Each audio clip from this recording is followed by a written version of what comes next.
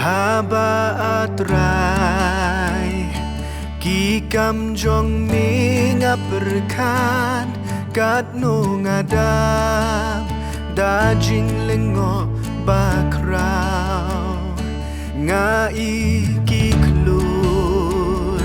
Ngas ngau jing riu upertan Keleng saudong Kabor jong mi kapau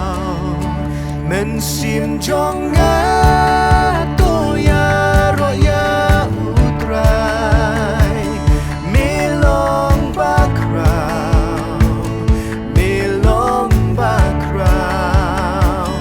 Men sim jong ngato ya roya utrai Milong bakrau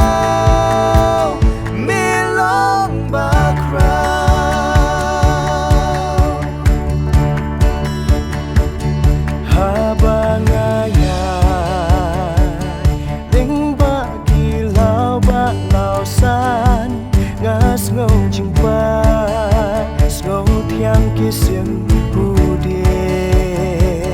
na kliar ulong nga iki tiki madan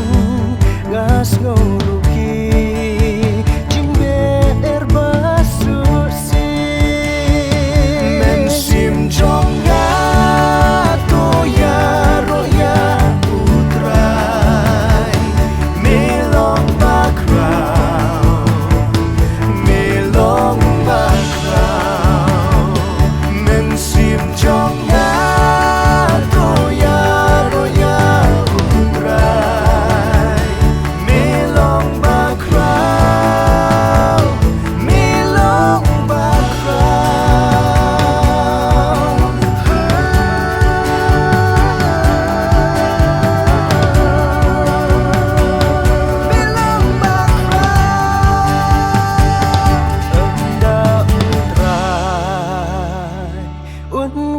hap đeng jing risa